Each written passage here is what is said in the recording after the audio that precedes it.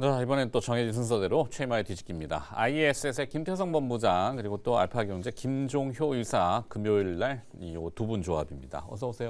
안녕하십니까. 네, 안녕하세요. 앞에 뭐 많은 것도 다루고 뭐 시장 움직이는 것, 그 대담을 하다 보면은 사실 시장 마켓을 제대로 못 보는데 변화는 별로 없는 것 같은데 대형주들이 좀 받쳐줘서 코스피는 그래도 상승으로 올라 또 왔고 코스닥은 아직도 야 우리는 어떻게 해야 되니라는 정체성 헤매고 있는데 자, 두 시장에 대한 특징을 좀 한번 어느 분이 먼저. 결국 뭐 삼성전자라고 봐야 되겠죠. 삼성전자. 네. 삼성전자가 계속 신고가를 내고 움직이고 있는 구간이고, 네. 그다음에 오늘 또 유가증권 시장에서는 그 자사주와 관련된 종목들, 그다음에 증권업종 뭐 이런 것들이 대거 급등하는 양상이어서 일정 부분의 조정이 나타나고 있습니다만 원래 뭐 밸류 기준으로도 그렇게 뭐 과하게 올라온 종목은 많이 없었고. 많이 올라온 종목이라면 대표적으로 이제 삼성전자, 하이닉스인데 이 두 종목의 밸류는 아직도 뭐 비싸다고 얘기할 수는 없으니 뭐 비교적 견조하게 좀 버티고 있는 상황입니다.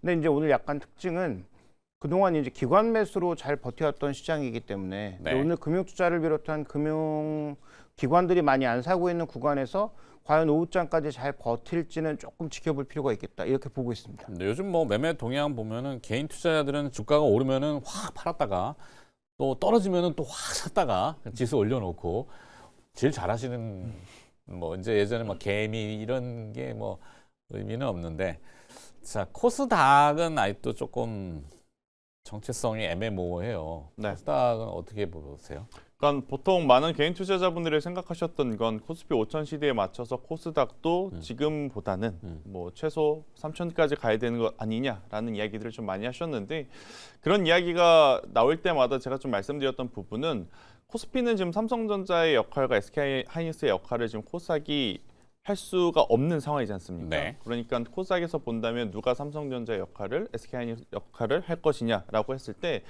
딱히 이렇게 튀어나올 수 있는 기업들이 없어요. 그 말인즉 결국 코스닥도 추후에는 돌아가면서 순환매가 나타나기 때문에 따라 올라갈 가능성이 높지만 지금 명분 있는 상승은 코스피에 주력하고 있고 또 여기에 또 올라가고 있는 종목은 앞서 대표님께서 이야기하신 삼성전자와 SK하이닉스만이 지금 부합하고 있는 상황이다 보니 네. 이쪽이 가면 갈수록 더 수급의 쏠림 현상이 나타나고 있는 것은 좀 피할 수 없지 않느냐라는 의견 한번 드려보도록 하겠고요. 대신에 지금 현재 시점에서 코스피 지수를 뭐 어디까지 더 가냐 안 가냐는 의미는 없는 것 같아요. 그런데 삼성전자, SK하이닉스가 이렇게 잘 버텨주고 있다면 혹은 상대적으로 더 수급 쏠림 현상이 가속화된다면 코스닥 증시 안에서는 반도체 소부장주들 내에서도 24년도 대비 25년도 영업이익률이 올라간 쪽은 저는 여전히 공략 가능한 구간에 있지 않겠는가라는 의견 한번 드려보도록 하겠습니다. 네. 자, 뭐 시장 결과적인 거야 뭐 매번 그렇다 치고 이게 뒤하고 연결이 또 되는 거긴 한데 주제가 사실 오늘은 AI의 이제 뭐 세상을 잠식하나 AI는 뭐 이런 것도 있고 뒤에 금융 증권주 있는데 그 중간에 해당되는 브릿지 역할을 하는 것들 그러니까 사실은 이게 뭐 자본시장 얘기니까 화폐 주도권이라고 하는 거 그러니까 결론은 그거죠. 비트코인이 1억이 깨졌어요. 네, 비트코인 1억 개당. 그 비트코인 요즘 뭐 여러 가지 사태 논란들이 있고 사고도 있었잖아요. 이게 좀 어려운 주제이긴 한데 가상화폐와 주식시장을 바라보는 입장에서 어떤 뭐가 있을까? 제가 좀 여기에 없는 걸 지금 던져놨거든요. 분산 투자에 대한 부분이 아닐까 분산 싶어요. 투자. 지금 결국엔 주식하시는 분들이 금과 은과 구리와 같은 원자재도 지금 하실 거고, 실물. 네, 동시에 이제 가상화폐까지 투자를 하고 있는데 네. 변동성이라게 생긴 거죠. 그러니까 유동성이 많은 상태에서 변동성이 생긴다면 그걸 이용하실 분들이 많겠지만 유동성이 지금 메말라가는 상황에서 한쪽 시장의 변동성이 굉장히 커진 상황이다 보니 원자재에서 손실이 나면 이걸 뭘 팔아서 메꿀 것이냐. 잘 가는 주식을 팔아서 메꿀 가능성이 높죠. 그러다가 또 주식이 생각보다 침체가 되면 뭘 팔아서 메꿀 것인가? 원자재 쪽에서 또 팔아서 메꿀 가능성이 높다. 이렇게 좀 보시면 될 것 같고 최근 또 가상화폐 시장 같은 경우에는 앞서 말씀 주셨다시피 뭐 일련의 사건들이 좀 있었어요. 네. 뭐 오지급 관련한 이슈도 있었고 없었던 물량들이 또 시장에 매물이 출회가 되는 그런 것도 있었고 그런 것 또한 결국 지금 주식 증시가 워낙 활황이다 보니까 네. 지금 코인 시장의 메말란 유동성에 또 실망하신 분들이 이쪽에서 정리를 하고 증시에 들어와야 되는 것 아니야? 라고 또 생각을 하시면서 지금 변동성이 나타나는 구간 저는 이렇게 좀 바라보고 있다라는 설명을 드리겠습니다. 네. 일단 이게 제가 보기엔 기관이 좀 더 중요하지 않나라는 판단인데 그러니까 우리나라 기관 아니고 글로벌 기관들이 그동안 이 트럼프 2기가 되면서 전체적으로 이 시장이 살아나는 분위기와 정책적으로 배려해주는 분위기 때문에 ETF 관련된 물량이 엄청나게 들어왔었잖아요. 네. 근데 최근에 이제 급락이 나오는 과정에서는 뭐 여러 가지 원인들이 겹쳤겠지만 어쨌든 급락이 되면서 금은 깨지고 그 다음에 비트코인 깨지고 지금 AI 소프트웨어에서 깨지고 여러 군데서 지금 반복적으로 깨지는 게 계속 나타나고 있단 말이죠. 그러면 차라리 이제 분산 투자했던 쪽은 뭐 큰 문제가 없을 것 같은데 헤지 펀드 같은 경우에 뭐 롱숏을 걸었다가 잘못 이제 그 손실이 난 그런 헤지 펀드들. 네. 그 다음에 이제 일부 펀드들 중에서 ETF의 가격이 빠지니까 손절을 할 수밖에 없는 그런 펀드들이 늘어나면서 제가 보기엔 이게 약간 좀 고평가되어 있는 자산들의 전반적인 구조적 조정으로 들어가는 게 아닌가. 그러니까 이 부분은 조금 우려가 되거든요. 그래서 우리 시장에도 뭐 직접적으로 영향을 주진 않겠지만 간접적으로든 얼마든지 영향을 줄 수 있다라는 것 때문에 지금 뭐 글로벌 금융기관들이 아직까지 뭐 정말로 큰 타격을 입지 않은 것으로 보입니다만 저는 그래서 그 1분기 그러니까 4월 달 초에 나올 미국의 주요 은행을 포함한 투자은행들의 실적, 뭐 증권사들의 실적 쪽에서 이런 손실들을 어떻게 메꿔나가고 있는지를 확인하는 게 굉장히 좀 중요하지 않나 이렇게 좀 보고 있습니다. 네. 그러니까 뭐 지금 화면 잘 나가고 있습니다. AI 환호에서 공포로 바뀌는 이유 중에 이제 이 금융시장이 영향을 받는 것도 결국에는 요즘 뭐 세태가 변했잖아요. 그래서 예전에 엊그저께 이제 그런 얘기하는데 명절 긴 연휴 앞두고는 현금화 시켜서 세뱃돈도 줘야 되고 뭐 직원들 뭐 보너스도 줘야 되니까 주식을 팔아서 뭐 이런 얘기들을 했는데 요즘 누가 그러나고요. 은행 가서 일 처리 안 하고 다 그냥 이거 손가락 하나로 디지털 금융이잖아요. 그러다 보니까 AI가 진보하고 거기에 AI가 어디까지 진보할지는 아무도 모르지만 양자 컴퓨팅도 등장을 하면은 암호화폐가 깨지는 거 아니야? 저게 어려운 난제로 블록체인이라고 하는 기술로 막 이렇게 이렇게 돼 있는데 여기 뭐 의미가 있나? 그러니까 차라리 원래의 금융인 그냥 구형 금융으로 가자 그랬고 금융주들이 또 뭐 돈이 계속 옮겨 다니잖아요.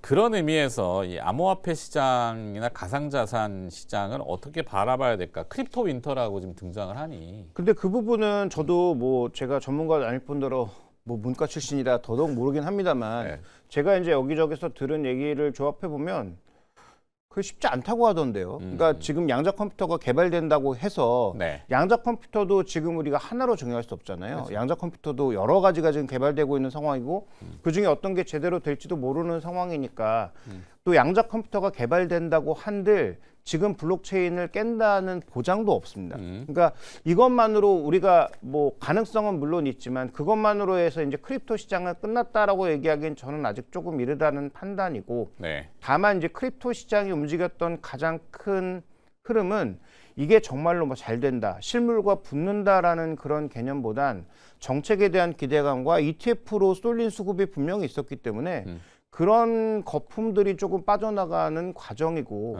또 일부 투자자들은 이제 이렇게 조정받았으니까 다시 사야 된다라는 입장도 많이 있잖아요. 네네. 그래서 저는 아직까지 이렇게 뭐 크립토가 무너진다, 다시 전체적인 자금 흐름의 물꼬가 기존 레거시 금융으로 바뀌고 있다라고 보는 건 조금 어렵지 않나 이렇게 좀 보고 있습니다. 그러니까 이게 좀 얘기를 비틀면은 또 크립토 윈터의 궁극의 요인은 트럼프 대통령 때문이다라고도 볼멘 소리가 있긴 있어요. 그렇죠. 트럼프 대통령 집권 2기 들어서 매일 이상한 코인들을 많이 밈코인 나왔잖아요. 멜라니아 그 뭐 여사 그 영부인 코인도 나오고 가족들이 코인들 다 만들어가지고 이러다 보니까 시장이 엉망이 돼서 결국에는 트럼프 대통령의 지위가 흔들거리면은 코인 시장도 영향을 받을 거다.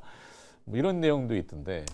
그러니까 작년부터 사실 트럼프 대통령이 후보자 시절 에서부터 네. 가상화폐 시장에 대한 관심도를 굉장히 또 강력하게 이끌어낸 인물 중에 하나 있고 실제로 이제 트럼프 행정부가 들어오면서 정말 가상화폐 시장 투자자분들에게는 굉장히 좋은 이야기들이 많았었지 않습니까? 네네네.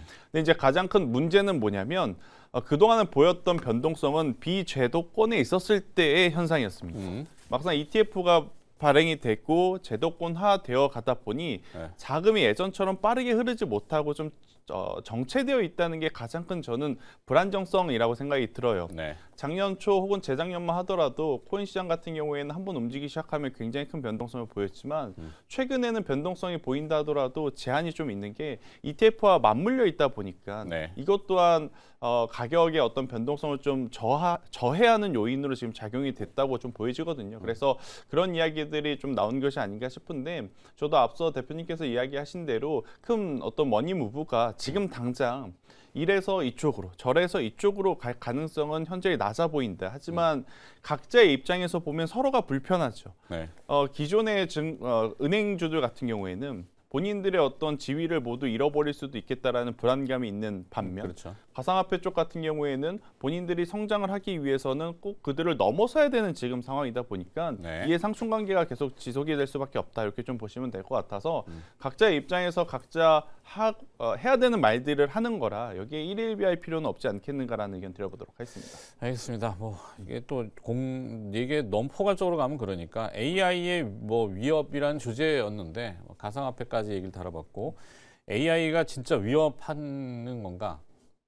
뭐 위협적이긴 하죠. 근데 겁나긴 해요. 저는 이 이야기를 좀 드리고 싶은 게 네. 지난주부터 이번 주에 소프트웨어 관련 기업들에 대한 좀 불확실성들이 많다고 나오고 있잖아요. 네, 미국엔 부동산 거래 업체들도 영향을 받고 막. 오늘 같은 경우에는 이제 그게 부과가 됐는데 네. 일단 기존의 소프트웨어 기업들은 작년 여름부터 안 좋았습니다. 네. 그러니까 작년 여름이라고 하면 6, 7, 8, 9월 달부터인데 지난 3분기, 4분기 미국의 테크주들 하드웨어 기업들은 올라갔단 말이에요.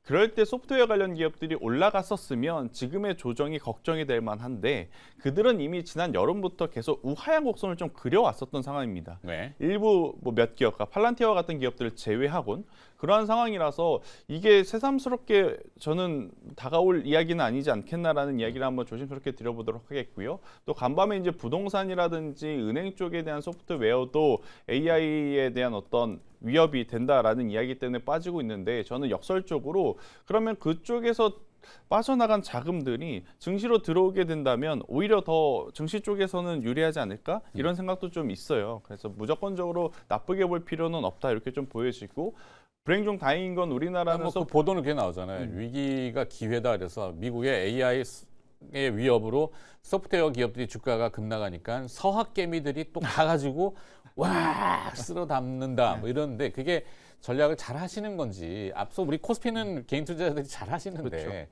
요즘 뭐 워낙 스마트해지시고 정보에 빠른 뭐 그런 전략이라면은 그런 건 그러니까 소프트웨어의 위협 AI가 위협을 하는 건 기우다. 그러니까 소프트웨어에 저는 그렇게 크게 신경 쓸 필요 없다. 지금 당장 돈을 벌고 있는 하드웨어 쪽만 봐도 바빠 죽겠는데 아직 돈을 벌지 못하는 소프트웨어를 벌써부터 저는 챙기는 것은 조금 이르지 않겠는가라는 의견이고요. 네. 나중에 가서 해당 소프트웨어 기업들이 정말로 우리가 생각했던 것보다 더 좋은 이익률을 보일 때 그때 저는 쫓아가도 늦지 않는다라는 의견을 드리겠습니다. 아직 뭐 하드웨어 그러니까 반도체만 봐도 뭐 반도체는 뭐 잘 되고 앞서 뭐 우리 한 시간 넘게 반도체 얘기만 했는데 뭐 반도체 잘 되는 것만 봐도 되지 뭘 또 소프트웨어까지 걱정을 하고 그러십니까라고 하시는 것 같고. 근데 그건 문제죠. 지금 뭐 미국에서 불안감을 내포하고 있는 소프트웨어를 조정받으니까 사겠다는 잘못된 전략이죠. 네. 저는 뭐 작년부터 미국 시장에 대해서 뭐 별로 좋지 않게 봤고 올해도 역시 좋지 않게 보고 있는데 그나마 버티고 있는 종목에 대해서 뭐 관심을 가지는 건 그렇다 치더라도 무너지고 있는 칼날, 떨어지는 칼날의 핵심이 저는 고밸류라고 보거든요. 돈 잘 못 벌 것 같거나 너무 높은 수수료를 받고 있는 기업들이 지금 집중적으로 공격받고 있는 거예요. 부동산 기업들이 왜 빠집니까?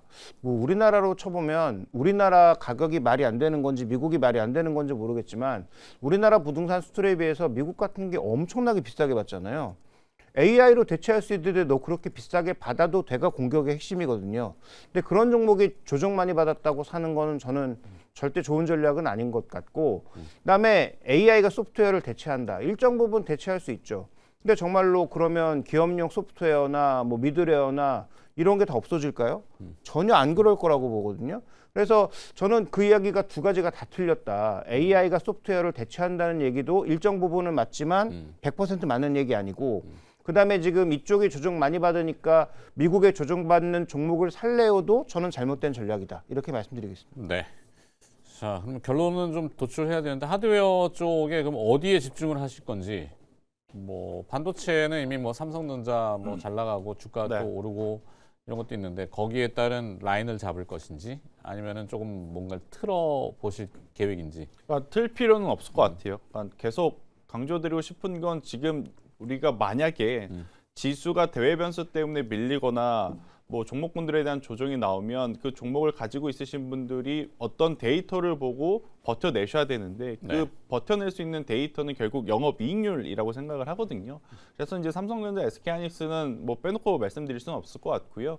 반도체 소부장 쪽에서 본다면 영업이익률이 유독 올라온 쪽은 계속 강조드리는 저는 테스 소켓 관련주들 한번 보시는 게 좋을 것 같고, 그리고 이제 공장 가동률이 그동안에 저조했다가 공장 가동률이 굉장히 빠르게 올라가는 쪽이 또 하나 있습니다. 예. 대표적으로 저는 DB 하이텍도 지금 위치에서 한번 볼 필요는 있겠다. 8인치 웨이퍼. 네, 라는 의견 한번 드려보도록 하겠고, 또 이스페타시스 같은 경우에는 최근에 조정이 좀 불편하긴 합니다. 하지만 5공장 램프업 규모를 생각을 해보면 4공장 때보다는 지금 규모가 더 커질 것으로 좀 봐서 네. 만약 떨어지고 있는 종목군들 중에 눈여겨볼 것, 지금 당장 사는 건 아니지만 그래도 추이를 볼 쪽은 이스페타시스까지도 한번 체크해 보셨으면 좋겠다는 의견 드리겠습니다. 이스페타시스. 네. 네. 김종인 이사는 제2의 LG전자 같은 시세를 줄 수 있는 대한항공? 뭐 대한항공도 좋은데 네. 지금 저는 이 IT 쪽에서는 결국은 이제부터는 통신도 중요해지지 않을까요? 그러니까 통신 장비를 여러 번 말씀드렸고 주가 이미 많이 올라왔지만 SKT가 엔스로픽 때문에 오르긴 하지만 사실은 그 내 안에 품고 있는 뭔가가 있긴 있겠죠, 부가적으로도. 근데 그것뿐만 아니라 지금 뭐 칩과 칩 사이를 연결하는 것뿐만 아니라 네. 그 외에 이제 다음 서비스를 위한 부분도 분명히 필요하기 때문에 뭐 종목이 작아서 뭐 구체적으로 말씀드리긴 그렇지만 뭐 대한광통신 같은 거 전혀 예전에 나쁘게 보이지 맛봤나요? 않거든요. 그거 뭐 2,000원 전부터 말씀드렸는데 지금 맞아요. 뭐 3,400원이지만 네. 그래도 이런 종목의 실적이 올해 늘지 않을까라고 저는 보고 있고 그다음에 그 외에 이제 그 예전에 5G처럼 터진다는 얘기는 절대 아닙니다. 뭐 네. KMW 이런 것들이 그때처럼 올라갈 가능성은 1도 없다고 보는데 다만 현재 지금 구간에서 5G 어드밴스드를 커버하기 위한 이런 매출들은 미국에서도 늘어나지 않을까라고 봐서 그런 쪽의 종목군들은 저는 뭐 반도체는 당연히 가야 되는 거고 그렇죠. 그건 너무 많이 말씀드렸으니까 그 외에 이제 추가적으로 얘기한다면 그런 쪽의 종목군들도 여전히 저는 볼 필요가 있다 이렇게 보고 있습니다. 그래서 물리적으로 데이터 고용량, 뭐 용량 자체가 지금은 기하급수적이지만 어떻게 기계끼리 주고받을 거냐, 그다음에 소비자한테 필요한 유저한테 전달해 줄 거냐, 이 개념을 생각해 보자 이거죠. 그러니까 결국은 그 엔비디아가 NV링크하고 인피니티 밴드라고 하는 자신들의 통신 규격을 쓰다가 네. 결국은 이더넷에 열었잖아요. 그게 저는 핵심이라고 보고 이더넷으로 열었다라고 하는 것은 다른 시스템과 붙인다는 얘기니까 그러면 이제 이더넷 쪽에 있는 종목군들도 봐야 된다는 의미로 보고 있고 그러면 여전히 광통신 같은 것들을 볼 수밖에 없다는 거죠. 그 광섬유, 광케이블, 뭐 미국의 코닝이라는 회사도 주가가 최근에 유리인데도 그걸 응용하는. 그러니까 우리도 이제 단순 구리 전선 물론 중요하죠. 그렇지만 조금 더 업버전이 되는 것들을 볼 필요가 있겠네요. 그죠? 네, 맞습니다. 네. 기업들이 좀 그런 것들을 밝혀주면 우리가 좀 습득하기 쉬운데. 자, 뭐 시간이 조금 있는 관계로 증권주, 금융주, 뭐 자사조소각 이거는 뭐 상법 개정안 때문인 것 같고. 증권주 잠깐 봐주세요. 사실 지금 증권주 중에 안 오른 증권주가 없습니다. 동전주였던 SK증권까지 오늘 움직이면서 이제 지폐주가 되었기 때문에, 그래서 덜 오른 증권주를 찾기에는 어렵기 때문에 만약 증권주를 관심 있게 보시는 분들은 코덱스 증권 ETF를 보시는 게 맞을 것 같은데 문제는 시기라는 거죠. 우리가 알고 있었던 내용 두 가지, 그러니까 주주 환원에 대한 정책, 그리고 두 번째로는 이자 수익과 비이자 수익이 모두 지금 월등하게 높아져 있다는 것을 알고 있는 상태에서 주가가 지금 오늘 설 연휴를 앞둔 마지막 거래까지 이렇게 강하게 움직였기 때문에 이 흐름이 우리가 연휴 끝나고 와서도 계속될지에 대한 부분은 고려해볼 필요는 있을 것 같아요. 그래서 가지고 계신 분들은 빠르게 매도하실 필요는 없겠지만 오늘 상대적으로 여러분들이 가지고 있는 개별주가 움직이지 않는다 그래서 그들을 좀 정리를 하고 오늘에서야 증권주를 산다? 이것은 다소 좀 엇박자가 날 가능성도 높지 않겠는가라는 의견을 한번 들어보도록 하겠습니다. 네. 증권주는 일단은 뭐 그림의 떡이다. 네. 김종현 사는 증권주? 그 원고 준비할 때만 해도 삼성증권도 그렇게 많이 안 움직였었는데 아까 저희 중간에 얘기했거든요. 네, 고배당 종목이니까. 아, 그렇지. 근데 이것도 지금 뭐 6% 넘게 오르고 있어서 저도 뭐 증권주에 대해서는 추격 매수는 좀 어려울 것 같습니다.